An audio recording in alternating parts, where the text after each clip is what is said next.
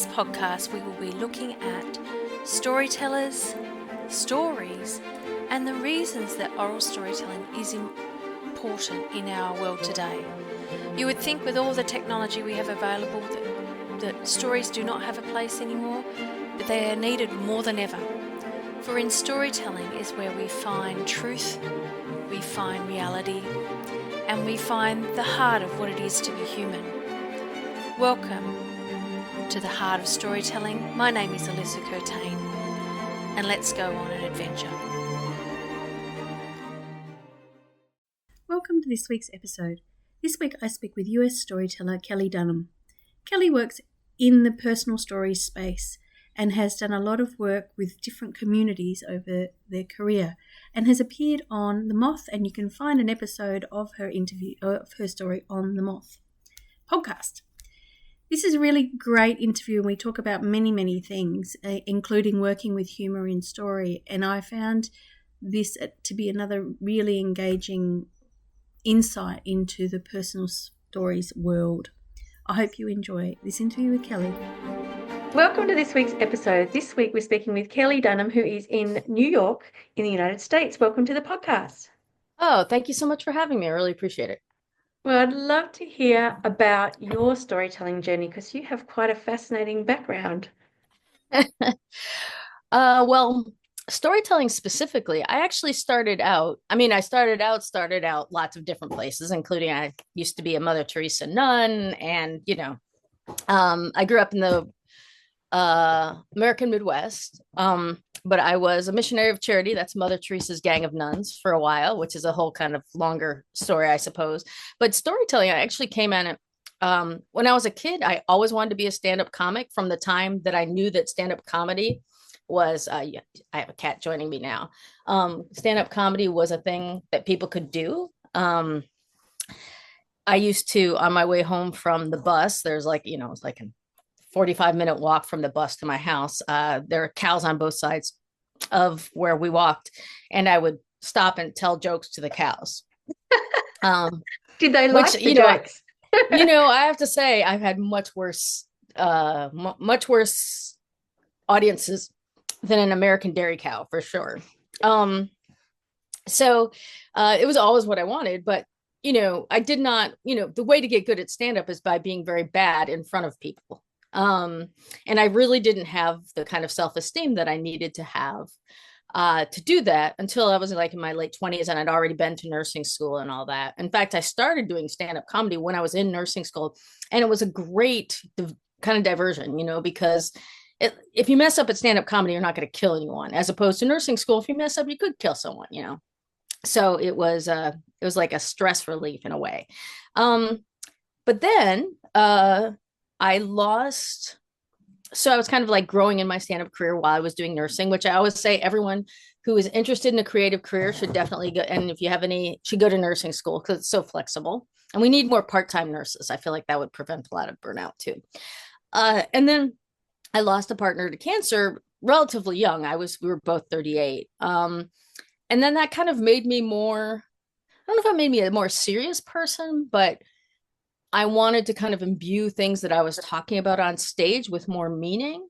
And so that's kind of how I ended up transitioning to the storytelling world, because I felt like I had more to say, and I felt like stand-up was limited. And then when I started running a storytelling show called Queer Memoir, which was, stories of LGBT people told by LGBT people, then I realized, then it became like my spirituality almost. Like I kind of just happened to it. And then I was like, oh no, this is like the inner core of who I am. Cool. So I've got so many questions. So with, one of the things that I've heard said before is that the closest thing to storytelling is stand-up. What's the crossover in that for you? What do you see? Yeah, so it's really interesting. I think about this actually probably more than most people, not more than most people do, but more than I should. I spend more time on it because there is a sense in which, to be quite frank, I have very few stand-up comic friends, which in some way limits my my my career mobility in that world. Because mostly I don't like stand-up comics. Oftentimes, and I see this in myself too, so I'm not saying anything, but oftentimes there's like a bravado to it. There's an aggressiveness about it. There's a sense in which there is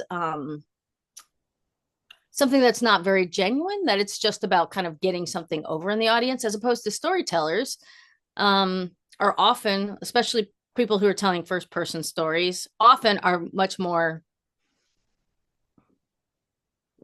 they're authentic on stage, and then that just expresses who they are in the world, or the other way around, right? Like a chicken egg, it's a little bit of a chicken egg situation. But I feel like it's much easier to go from, if you have kind of like, my first New York City theater review was somebody said that I was so earnest as to be unwatchable, which that was 25 years ago. No, more than that. Yeah, 25 years ago. And it still hurts my feelings, right? Like I can still repeat it verbatim, even though that was like pre-internet. It's not even on the internet anymore. But that is really who I am. I am so earnest as to hopefully not be unwatchable.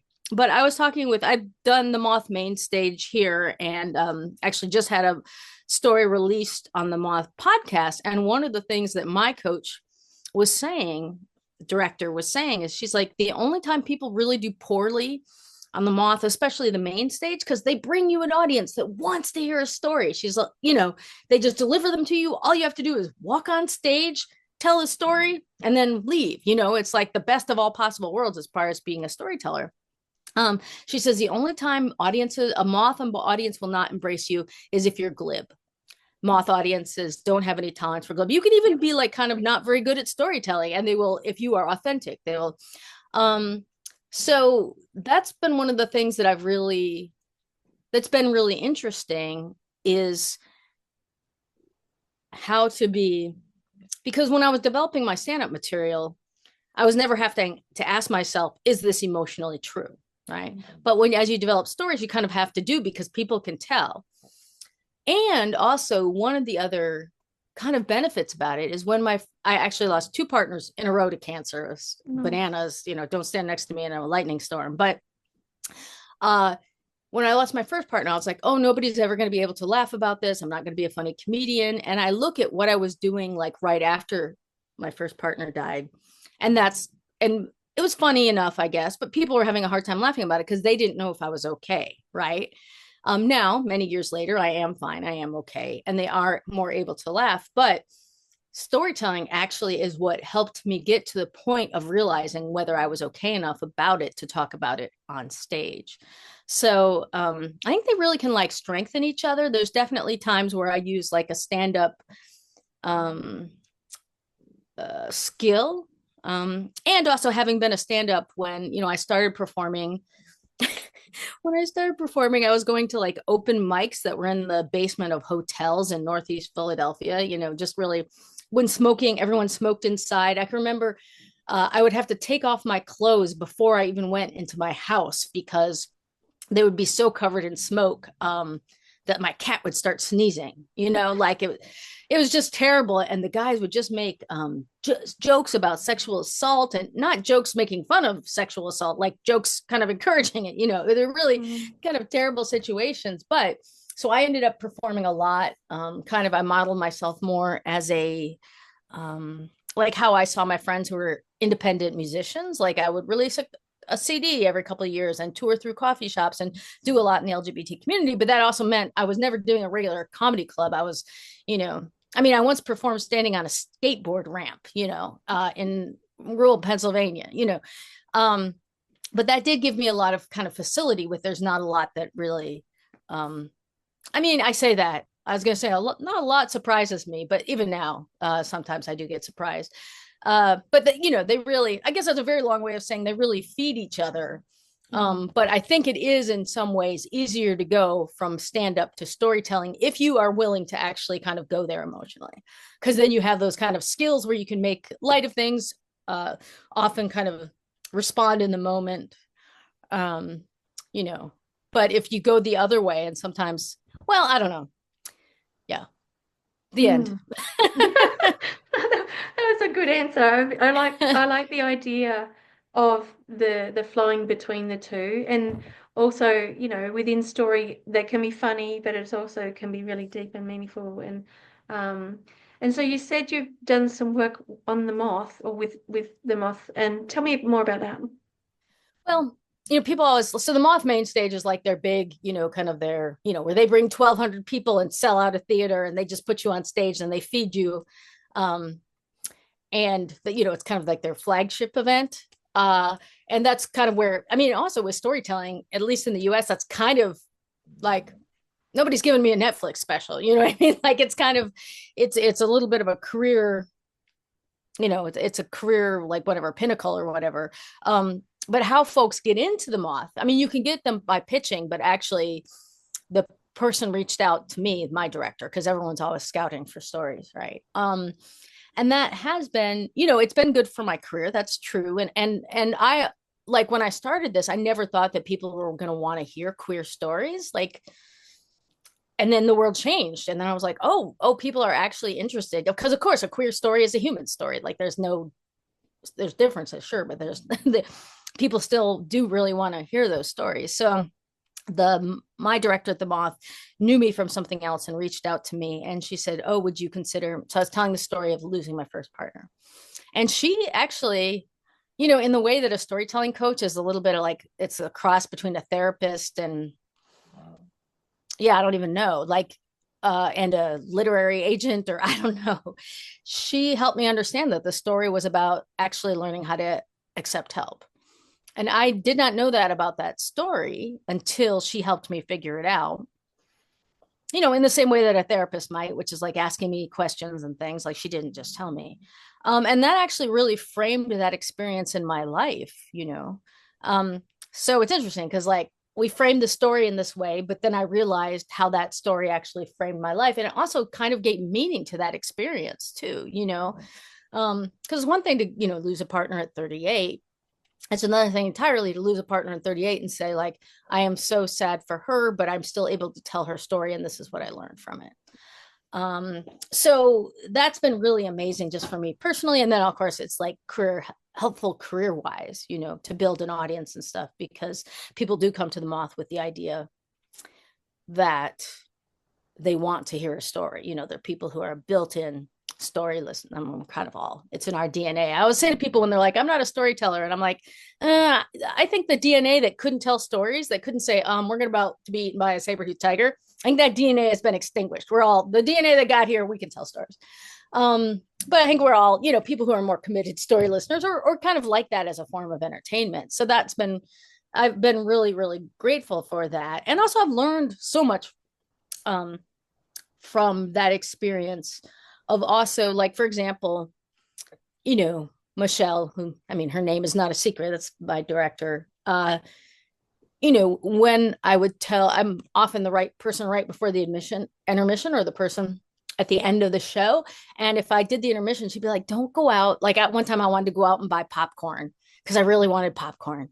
And so I'm out there with, 1,200 people that I just told this very personal story to. And people ask me some bananas questions. And she was like, Kelli, that's why we don't do that. Like, and I'd never thought of preserving, because I feel like, well, if I'm going to talk about like such a personal story, I owe everyone who listens to it for me to hear about their worst grief story, And sometimes it can be helpful for me to listen to people, and I want to offer that as myself, but I don't necessarily have to absorb the energy of 1,200 people, and learning that is okay, that I can, that I'm not being a chicken just because I'm hiding in the green room afterwards, because I had never thought of thinking to preserve my emotional energy. Mostly, I grew up in, like, a farm kid. Like, I can imagine if I had talked to my dad and said, Dad, I need to preserve my emotional energy, he would have been like, what the hell is wrong with you?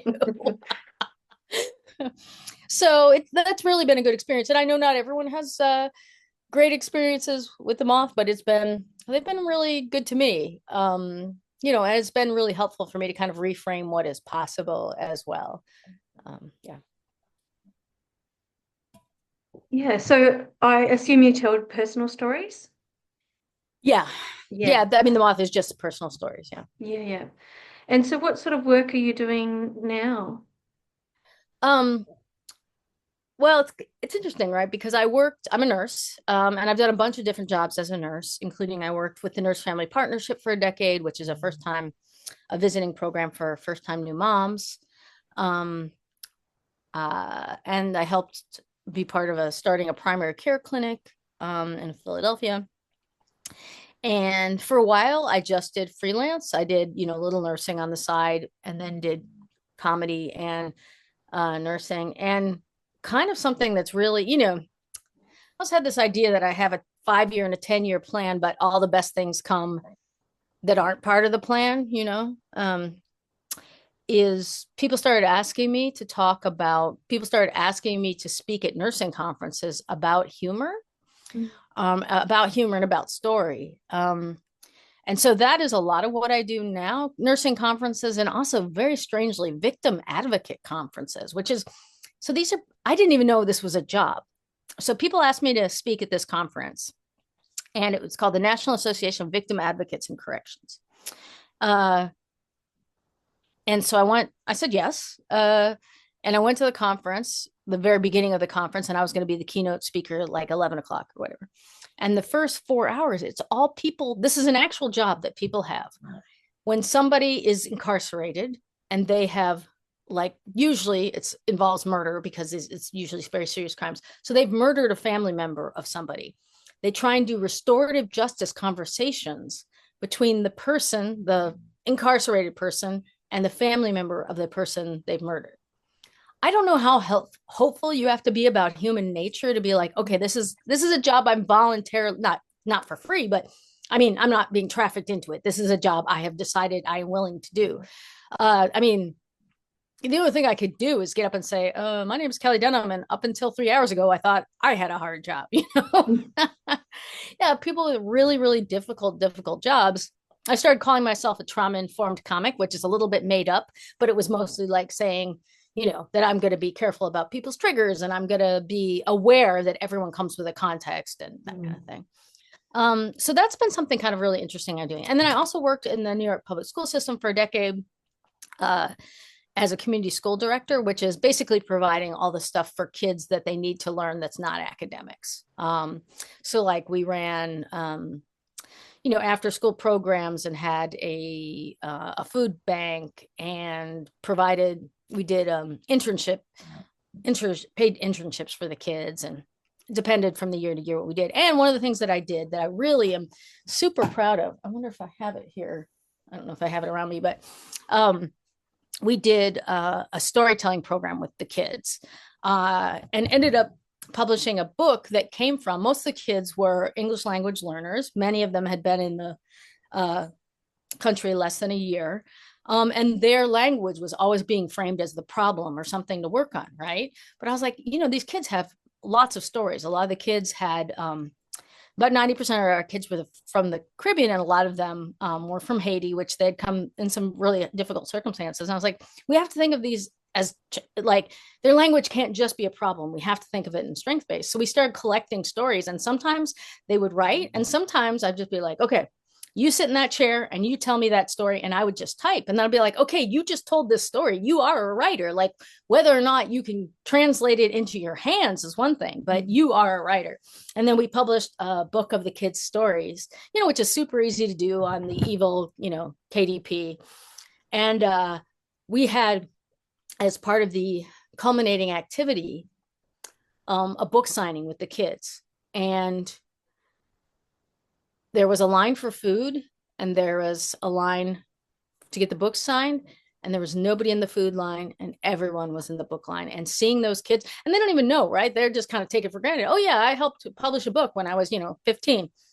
They don't even know that. What they know is that people want their work, right? They want their stories. And I'm actually doing that still a little bit freelance in another technical high school in Queens. And that's like, that just feels, that feels amazing, because what you're doing is focusing on somebody's strength, in their story, instead of just being seen as a deficit or something, right? Because everyone comes into the school and we're trying to think of how we're going to meet their needs, when actually they have so much that they're bringing with them, so. And so That sounds like a really great program. Because yeah, a lot of, like here we have a lot of non-English speaking kids, and they would have amazing backgrounds, and they, the places they grew up, and yeah, it's a wonderful gift that you give them by doing that, which is great. Tell me more about the work that you do with nurses.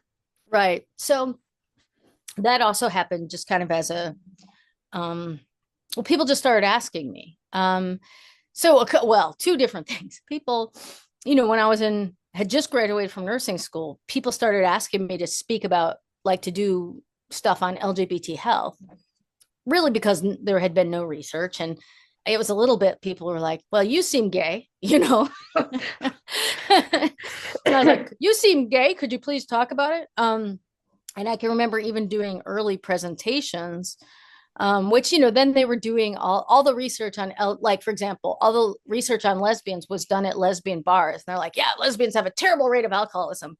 Well, yes, if you research only people at bars, you might think that perhaps that is too much of a convenient sample, So there really wasn't a lot of good research, but, I would present what I could. And mostly it's about, one of the things I say is that good care for LGBT people is good care for everyone. The idea I use is we talk about, like, people's chosen names. Well, my grandmother's name was Viola. She hated that name. She hated being called Viola. So she had another name she went by. But at the doctor's office, when I would go with her, I could tell they would call her by her legal name, Viola, and she hated it, right? If there would have been a little space to write in her chosen name, so she wouldn't have had to be called the name she hated, that would have been good for her too, right? And it's not like my grandma was queer. She just didn't like her first name, So just kind of like focusing on that. So that's one thing I still do. Now there's a lot more research and there's a lot more people doing it, but people sometimes still ask me because I have this round Midwestern face. And I always say you could ask me anything, including things you shouldn't ask your LGBT patient. So I'm kind of the person people bring in when there's been a problem.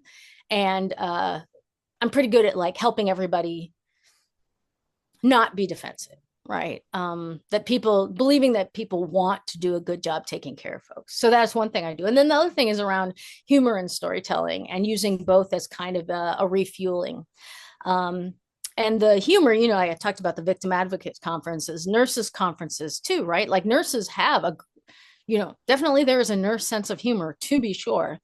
But often people have, like, kind of a sense of shame around it, like, oh, our gallows humor is bad or whatever. And in fact, there is research about what kind of humor is positive and what kind is negative, and what is more.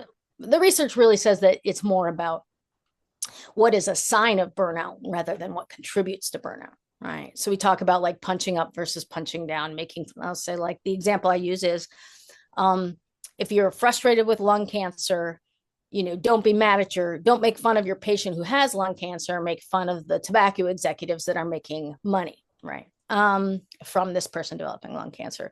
So that, and also talking about stories, right? That everyone comes into, nurses, we're the largest by far worldwide, largest by far numerically number of healthcare providers. We're the most common healthcare provider.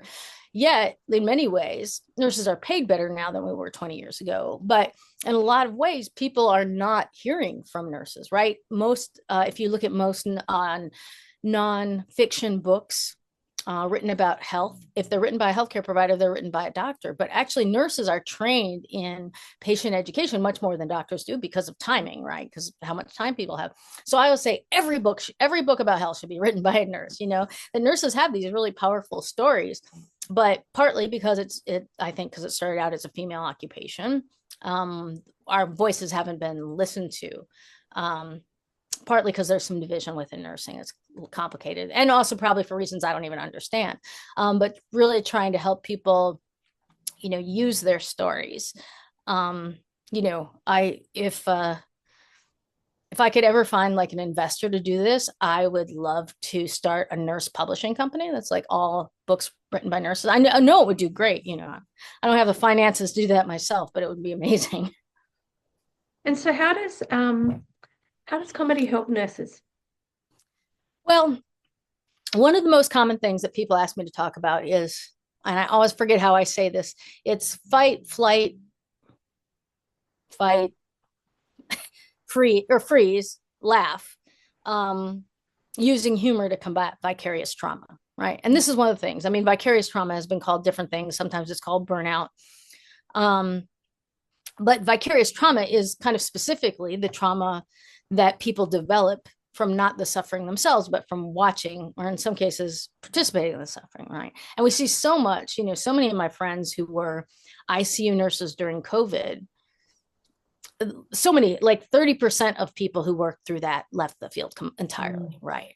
They'd tell stories of having to stop a code, not because not because you actually thought you couldn't save the person, but because you ran out of medication and you could only do 2 rounds of medication with each code, right? So that helplessness is, absorbing all that and having to be also because people were isolated. And so having to be the go-between in between people's families that they're saying goodbye to, on an iPad, and doing all that emotional, like trying to take care of people emotionally as well as physically. Those folks have absorbed so much trauma. Now, of course, like, a comedy show is not the answer to that. There's a lot more that needs to happen, but humor can be a really effective part of bringing down the cortisol levels, right? And especially immediately. And also it can give us, there's also other things, right? Give us perspective, right? And so one of the things I talk about is how to intentionally add more humor to your day. And whenever I do that presentation, it's all very interactive because so many nurses have so many great ideas. Like one nurse talked about how, so she was a nurse manager, and outside her office was where the first responder personnel would come while they were waiting. Like if a cop brought somebody in, or if EMS brought somebody in and we're waiting to go back out. And so all the stories they would be telling each other would be terrible, and also, there is a certain kind of perspective that maybe is a little different than a nurse perspective. And she was just talking about how it was terrible. She was just constantly felt like she had to leave her door open, but she constantly felt like assaulted by those conversations. And so she put up New Yorker cartoons on a little bulletin board outside her door, and then cut off the captions, and she had a caption contest. Well, sometimes those captions were entirely inappropriate. She had to make some rules about what kind of captions people could put up. But she said it completely changed those conversations that she was being. So like I would say intentionally adding humor either to your physical space or adding it to your calendar. And then I put up like, it's like a schedule planner. If your day is like, try to save somebody who's dying, have a searing conversation with a family, try to resuscitate a child, watch funny YouTube videos for 5 minutes, like you have to put those things in your day, because there's always, if you're trying to make the world a better place, there's always going to be more work to do, I guess it's about having a balance between, very stressful things and very light things. I personally have teacher burnout, and my de-stress has been Friends. Watching episodes of Friends is the thing that gets me out of that deep space, and it's been a lifesaver, actually. It's been a big lifesaver for me. So this podcast is called The Heart of Storytelling. So what do you think is at the heart of storytelling? I guess connection, right? Because even if it is something important to figure out what your story means in your own context. But the thing that makes it, for me, imbues the meaning is the connection, right? And also that is, most stories, if nothing, not that they're all bad, but or traumatic, even though that is a lot of the stories you hear, but there is something about like, okay, I went through this, or I experienced this, or I did this, and it seems kind of meaningless, right? In some ways, like suffering in general can seem very meaningless, but if it can help somebody else feel less alone, then you're like, okay, well, at least it had some meaning of some kind. So I think it's the meaning that comes through connection, I guess. It's beautiful. And so, working in a lot of the people that I interview are working in traditional stories. But one of the things that I ask is, what's the future of storytelling?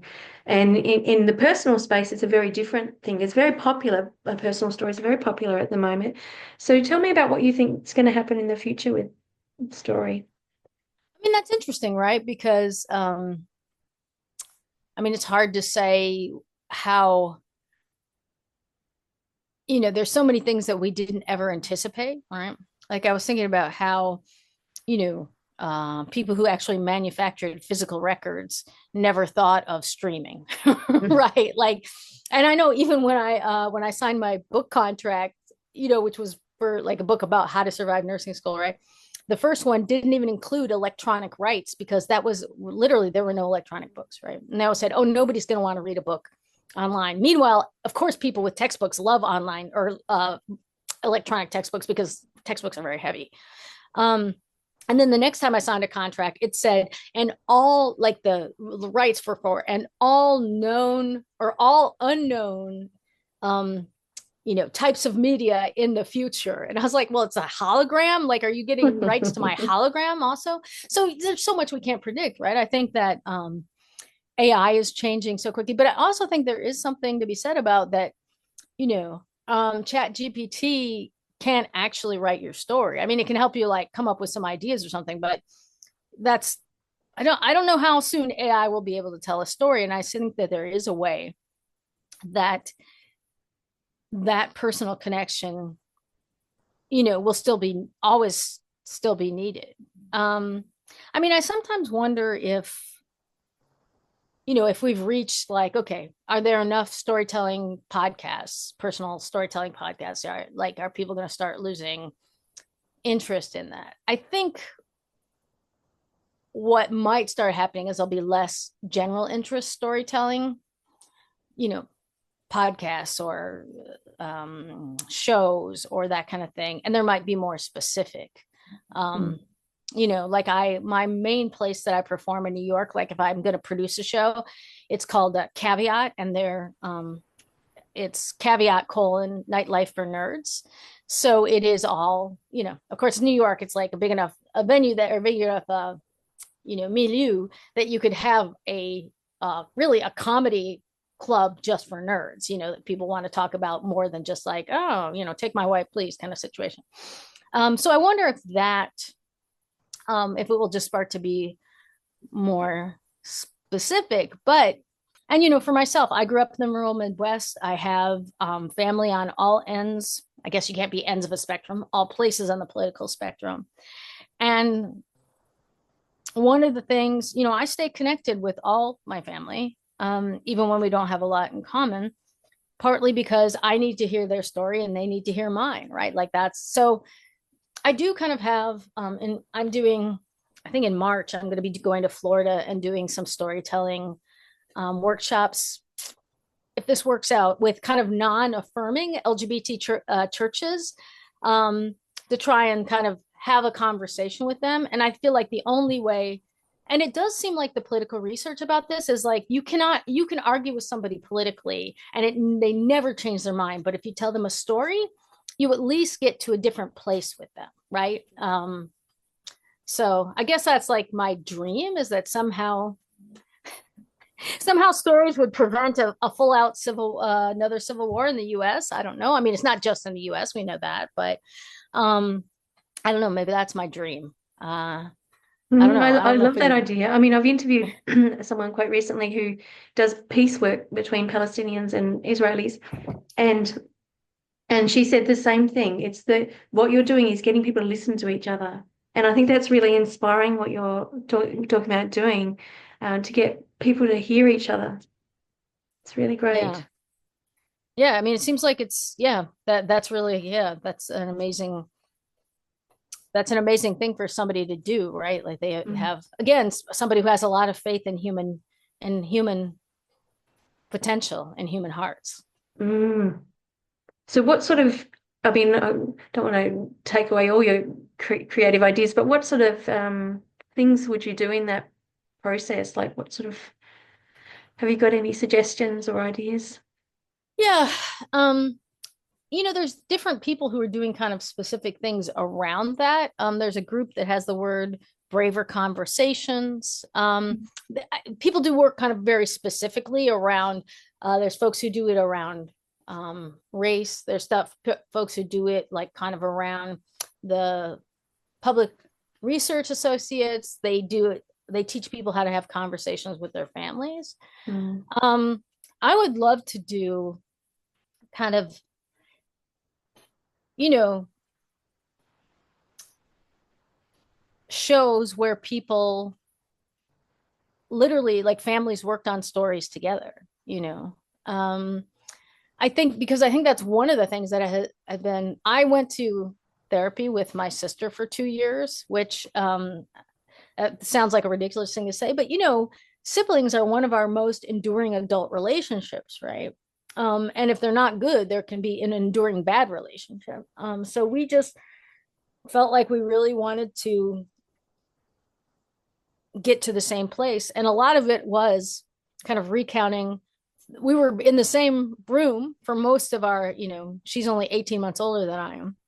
We were in the same room for most of our childhood, but we came away with very different stories of the same event, right? So I'm even wondering if there's a way for families to use that kind of across political lines, and you know, it would be across political lines, but I think, you know, our political stories may be different, but they start out as stories that take place at home, right? So I wonder if there's any way to do that. I don't know. I think somebody more trained than me would need to do that, but you know, and I always think there is that magical. One time I did during the pandemic, somebody asked me to do virtual storytelling for a large tech company, but it was all for their coders. They're female or non-binary coders, right? Because there's only 1 or 2 on each team, because their team were like 12. And so they always quit because they were like the only female on their team, right? And so I did it virtually. And, you know, this was not a group I was accustomed to working with, coders. This, you know, teenagers in Brooklyn versus like coders around the world, you know. Who, by the way, didn't know each other. Sometimes just in Zoom, it would be like the little, you know, Hollywood Squares looking thing, and everyone would have a blank look on their face. And I was like, oh my God, I hope this works. I hope this works. I hope this works. That was really one of the things where I was like, oh, I believe in storytelling. I believe in storytelling. I believe in storytelling. And you know what? It was a little rough in the beginning, but we all got through it. And they ended up doing this beautiful show where almost everyone, you know, the person who hired me at the end of the virtual show was like, Kelli, like, did you, because everyone kind of came away with some stuff about their wiring and how they were wired to do. A lot of people talked about being diagnosed with autism, right? Or realizing that they're neurodiverse in some way. And she was like, Kelli, was this like a theme show? And I said, it absolutely was not a theme show. 100%. I would not have done that. But that's where people came to, right? And it was like this beautiful, magical thing where, you know, you just set people up and let them kind of develop the stories. And that was really about writing the prompts. And I do different prompts in the workplace, right? Because there's only so much you can talk about. And I always made sure I wrote with people, you know, I feel like that's a really important part, that then the stories did the work. And that really made me, that like definitely reinforced my faith in storytelling too, because that's like not a bunch of like touchy feely people who were, you know, it's a very different group of folks. But that like, if you're all kind of sitting and writing to the same prompts, people get to all sorts of different places. Amazing. I imagine you've had lots of really wonderful, memorable moments during your, like that coding experience. Have you got any others that you want to share? Yes, I'm trying to think of something that happened during. Oh, yes. I have a really beautiful, queer memoir. So I'm not doing it as much anymore. There's not kind of the same need for it as when I started it 15 years ago. So it's a, you know, first person, you know, storytelling show, and mostly people who are not professional storytellers, which sometimes we have one or two writers, but mostly it's people who are not. So I do workshops and then work a lot one-on-one with people. And at one of our we had I think it was like February 13th or something like that. So there was some Valentine's theme to it. And one of the person was telling a storyteller, he was telling a story about growing up with his mom, who, you know, insisted on doing this, like making Valentine's Day cakes, or these little heart-shaped cakes. It was like this terrible juxtaposition of like, she was kind of a very, you know, fragile, fraught woman with a lot of not a lot of capacity for parenting, but she insisted on making these Valentine's cakes. And it was like a terrible experience, but every year she insisted on it. And so he was telling the story about that. And he was using the refrain, how do you make a Valentine's cake with somebody you think, somebody you hate, right? Or how do you make something out of it? And then his last line was, how do you make a Valentine's Day cake with somebody you hate? And he said, you make them with people you love and then share them with people you love. And then he had brought out, he had all these, there was like probably 70 people there. He brought out these aluminum pans, and he had made with his partner hundreds of little Valentine's cakes, and everyone ate the Valentine's cake. And he said that moment completely changed all those moments before, because it reminded him he did have a family, he did have community. I didn't know he was going to do that. He was actually somebody that I know a little bit better than I know some storytellers. I had no idea he was going to do that. And I had to get up afterwards and and say, thank you for coming to the show. But I was sobbing because it was so touching. Mm-hmm. And it was meaningful for everyone, not just for him too, right? It was a reminder, in the absence of family that's able to give us what we need, we build a family, Oh, that's lovely. So have you got some advice for people who might want to either do personal stories or work with comedy in storytelling? I don't have any specific pithy advice. I would say that everyone has something that they can bring that's unique, and that there definitely can be so many more voices. That's one thing. And then for talking about how to add humor to storytelling or to anything, really, one of the things I say, and this is something I tell myself every morning, I actually have. Do you remember Shrinky Dinks from your childhood? Remember Shrinky Dinks? Not familiar. So they're like little. I mean, you tell Gen Z about it, they're like, "What's fun about that?" So it was like a little piece of very thin clear plastic, and then you draw or write on it, and then you'd put it in the oven, because it's really a good idea to put plastic in the oven, and then it shrinks down and gets smaller and harder. I don't really know what was fun about that. They recently came back. So I have a few little affirmations on Shrinky Dinks. And this one says, I create every day to remember I have something to say. That just happens to be the one that's in front of me, which is why I'm showing it. But the other one that I have just every place in my house, and I actually make it and give it to people, is there a more playful approach to this? Right. Mm-hmm. And I ask myself that all the time. One of the things I'm trying to do is,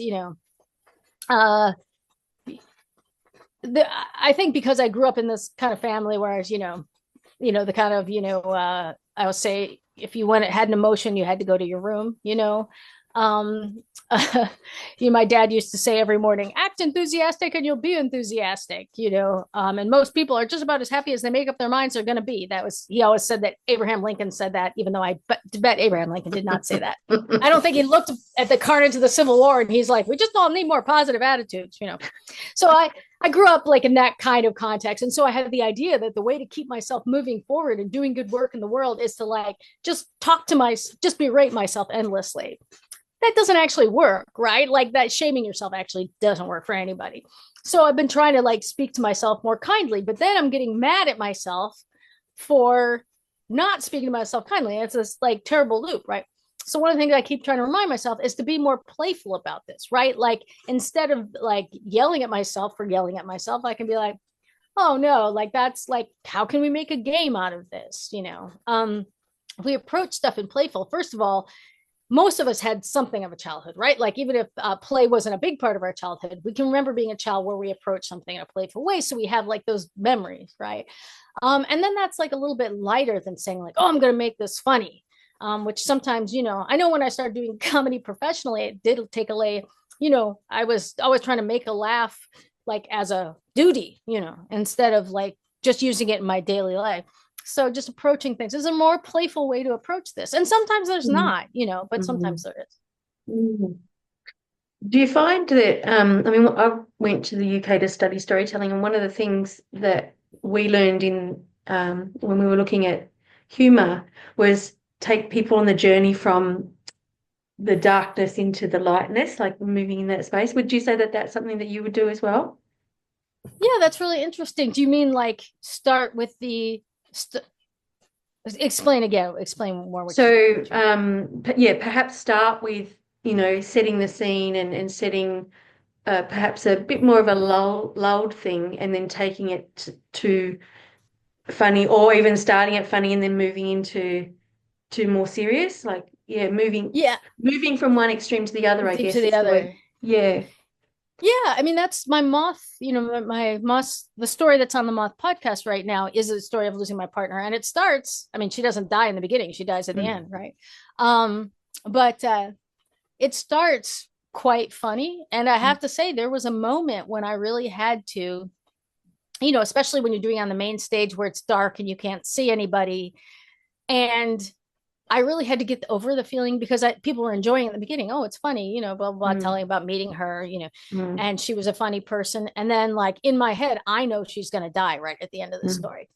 But I feel like a little bit like I'm committing a hate crime against the audience because I know what's coming, but I'm just like, oh, you guys aren't going to like this. But I think there is a part of it that's really, so first of all, you give them, because, when people are like, oh, there's some things you can't joke about. Well, I shouldn't be joking about somebody else's partner's death, but it's fine for me to joke about my partner's death, right? But in a way, people are more able to listen to that story because it starts light like that, right? Like it's a little bit of like, starting with the dessert a little bit. And then you take them to a place. And then I think there's a little bit of trusting the audience that if they were with you in the laughs, they can stay with you. Yeah. I mean, one of the things I had to get used to was people like sob laughing. As a comedian, that's like your worst, like somebody's crying and laughing at the same play. And actually the Moth helped me with that because they're like, oh, that's perfect. That's the best compliment of all. And I was like, that's what we want. That's what we want is sob laughing. So starting is kind of with the dessert. And then also, and I also say, like, one of the things is, part of what makes people laugh is the relief, right? So there's even a laugh, my partner dies 20 minutes before the end of my story, right? Or 20 seconds before the end of my story, but there can be a laugh like right before she dies, because it's built up and then people really want to laugh. So it's like a funny line, but it's not as funny as people laugh more than it is funny, because there's a relief there. And I also think that allows people to experience, I mean, I guess that's the whole reason behind whatever the genesis of the word catharsis is, right? Yeah, lovely. You've been really great. You've got lots of, you probably could do a whole other interview and get a whole different experience from that as well, because you've got so much experience and knowledge and lots of great things to share. So I really appreciate your time. So where can people find you if they want to find out about you and the work that you do? Oh, okay. Excellent. So I have a website and it's Kelli, Kelli, just an I, like a cheerleader, Dunham.com. My mom literally named me Kelli with an I because she thought it was going to make me more feminine, which is hilarious. Like when I was a baby, I needed to be more feminine when I was a baby. I don't know. And then I'm all the usual places, same thing, KELIDUNHAM, TikTok, YouTube, TikTok for as long as TikTok exists in the US, Facebook, Instagram. So right. Oh, well, and Substack. Substack is my place where if people really want to stay connected with me is the best. I write twice a month on something funny and hopefully helpful. That's my goal anyway. Oh, that sounds like a great thing. I'll follow you on Substack as well. So thank you for your time today. It's been really great. Oh, thank you. This was really nice. Appreciate it. If you've enjoyed the podcast and would like to support me to continue the work that I'm doing, please head to buymeacoffee.com/Alyssa Curtain and make a donation or sign up for a subscription. This is a passion project, and as such, it is voluntary. So your donations make it easier for me to continue this work. Thank you for your support. Well, that's our episode for today. I hope you've enjoyed learning about storytelling and folktale, fairytale, myth, legend, or personal tales, wonder tales, all sorts of stories, and the art of storytelling and why we really need to continue using it today. You can find more information about me at alyssacurtain.com or at Alyssa Curtain Stories on Facebook, Instagram, YouTube and TikTok. I hope that you can find your heart in storytelling.